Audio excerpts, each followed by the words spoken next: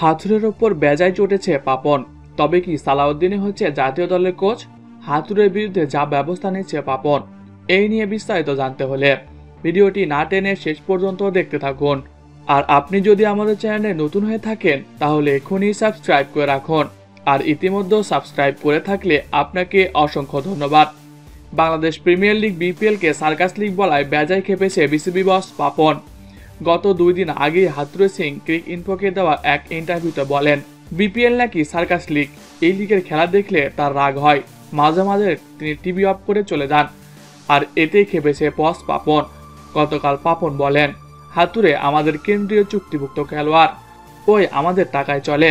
আর coach হোক আর খেলোয়াড়ই হোক, coach হোক বা খেলোয়াড়ই হোক, বিসিবির চুক্তিভুক্তরা কোনো মিডিয়ার সাথে কথা বলতে আমাদের থেকে অনুমতি নিতে হবে। তিনি কার অনুমতি নিয়েছে? আমাদের দেশে থেকে আমাদের খেয়ে পড়ে আবার আমাদেরকেই ছোট করে কথা বলবে? এটা আমি মানব না।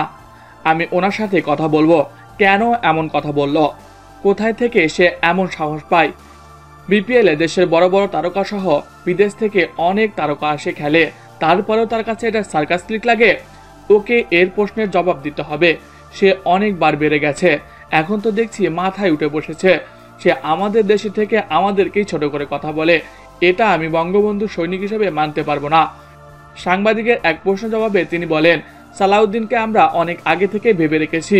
বিপিএলে তার সাফল্য তাকে নিয়ে বেশ ভাবাচ্ছে। এর আগে একবার তাকে প্রস্তাব দিয়েছিলাম, তখন সে রাজি ছিল না। তিনি জানায়, মস্কো সাকিব একাডেমি দেখাশোনা করেন তিনি, তাই তার কাছে পর্যাপ্ত সময় নেই জাতীয় দলকে দেবার মতো।